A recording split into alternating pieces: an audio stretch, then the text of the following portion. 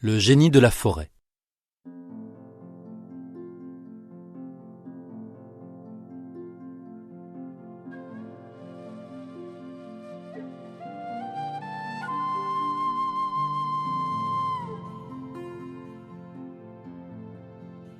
Il était une fois un pauvre fermier et sa femme qui travaillaient très dur sur leur lopin de terre.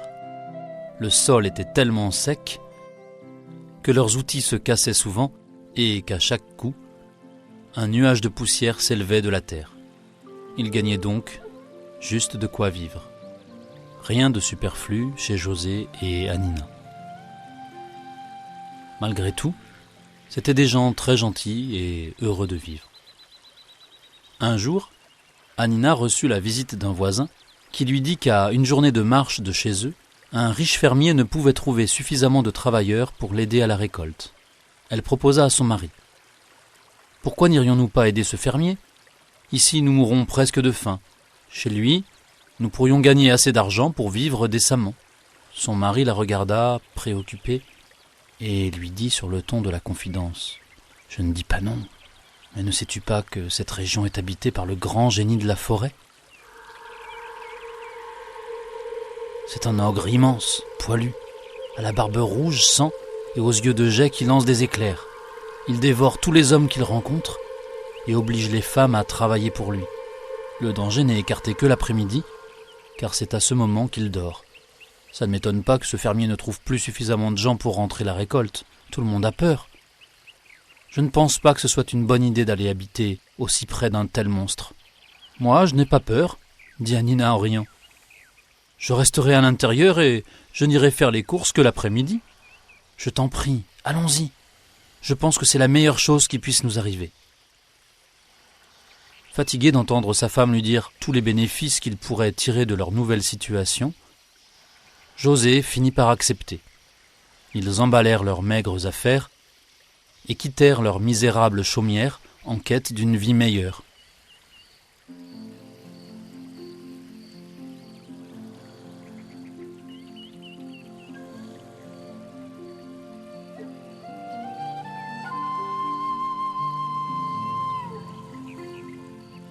Après un jour de marche, ils arrivèrent chez le riche fermier. Celui-ci possédait une magnifique ferme située loin de la forêt du génie. En outre, de nombreux hommes faisaient des rondes afin d'empêcher le génie d'entrer. On donna immédiatement du travail à José, au champ, et le fermier leur indiqua une maisonnette à l'orée de la forêt où ils pourraient habiter. « Vous pourrez vivre ici en toute tranquillité, » dit le fermier à Anina. « Veille toutefois à rester à l'intérieur. Ne sors que l'après-midi, car c'est le moment où le génie de la forêt se repose. Je vous ferai apporter de la nourriture tous les jours par mes hommes, afin que vous ne couriez aucun danger. » Et c'est ce qui se passa. Chaque jour, les hommes de la ferme leur apportaient des vivres. José gagnait bien sa vie en travaillant au champ, et ils étaient très heureux. Ils n'avaient pas aperçu le génie de la forêt, et Anina en venait à douter de son existence. Mais elle se trompait. Caché dans la forêt, le génie l'avait déjà observée à plusieurs reprises. Il en était même tombé un peu amoureux. Toutefois, il ne pouvait s'approcher d'elle car elle restait toujours aux alentours de la maison. Un jour, il y avait tellement de travail à la ferme que le fermier avait complètement oublié d'envoyer ses hommes porter de la farine et des haricots à la maisonnette. Anina se tracassait. Quand vint l'après-midi, elle voulut se rendre à la ferme elle-même pour aller chercher de quoi manger. « Reste donc ici, lui dit José, inquiet. Imagine que tu rencontres le génie et qu'il t'emmène. Que ferais-je sans toi ?» Mais Anina se moqua de lui. « C'est l'après-midi, répondit Anina. Le génie est en train de dormir, il n'y a aucun danger. Je rentrerai bien avant la tombée de la nuit. Ne t'inquiète pas. À tout à l'heure. » Elle prit son grand panier et partit.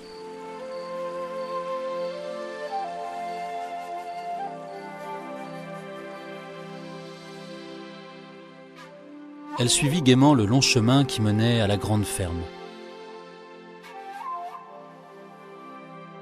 Le fermier sursauta lorsqu'il la vit arriver. « Ne m'en veux pas, dit-il à Nina. Il y avait tellement de travail. Je vais te donner le repas tout de suite. Tu ferais peut-être bien de dormir chez nous, car si tu pars maintenant, tu ne seras de retour chez toi que le soir tombé. Pense au génie de la forêt, petite. » Mais Anina ne voulut pas passer la nuit chez le fermier. Elle avait peur que José s'inquiète. Elle prit rapidement le chemin du retour. Soucieuse, elle regardait parfois le soleil qui descendait à l'horizon. Alors qu'elle était presque arrivée, le génie de la forêt jaillit de derrière un gros arbre et l'attrapa. Anina résista de toutes ses forces, mais ce fut peine perdue. Le génie l'emmena dans sa cabane au fin fond de la forêt. Là, Anina dut lui faire la lessive et la cuisine. José était déjà rentré de son travail et attendait avec inquiétude le retour de sa femme. La nuit tombée, il partit à sa recherche. À l'orée de la forêt, il découvrit son panier à provisions rempli de vivres. Il eut très peur car il était désormais sûr qu'Anina avait été enlevée par le génie de la forêt. Tristement, il ramassa le panier et retourna chez eux. Il faisait bien trop noir pour partir à sa recherche. Sur le chemin du retour, il rencontra un vieux mendiant qui marchait à l'aide d'un bâton et qui lui demanda un peu de nourriture. « Accompagnez-moi » répondit José gentiment. « Je vous préparerai quelque chose à manger. » Pendant que le vieux mendiant se restaurait, José lui raconta ses mésaventures. « Si vous m'autorisez à dormir ici, je vous aiderai demain à trouver la cabane du génie, » proposa le mendiant.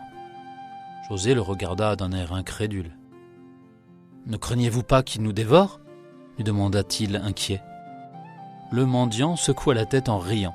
« N'ayez pas peur, répondit-il. Je suis peut-être vieux, mais je ne suis pas encore tout à fait inutile. Patientez un peu. » Le lendemain matin, les deux hommes partirent de bonne heure. Ils s'enfoncèrent dans la forêt.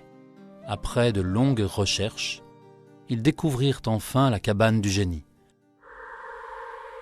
Ils se dissimulèrent derrière quelques buissons. José vit Anina sortir de la cabane et vider un seau d'eau. Elle était donc bien là. Quant au génie, il restait invisible. « Il est peut-être parti chasser » dit José, et il se dirigea vers la petite habitation pour aller chercher Anina. Soudain, le génie jaillit de derrière la cabane en poussant un cri assourdissant.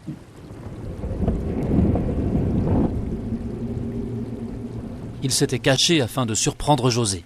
« Ah, je vais me régaler doublement !» s'exclama le génie. Enfin, pas tout à fait, l'un des deux est tout rabougri. Il saisit les deux hommes de ses mains poilues. José cria, mais le vieux mendiant n'avait pas peur du tout. « Si tu ne nous lâches pas, je te fais mordre par un serpent, dit-il, fâché. Le génie libéra immédiatement les deux hommes et regarda autour de lui. « Je ne vois aucun serpent, tu me prends pour un imbécile ?» maugréa-t-il. « Viens ici que je te mange le premier. Je garde le savoureux jeune homme pour la fin. » Il tendit la main vers le vieil homme, mais au même moment, ce dernier jeta son bâton sur le sol.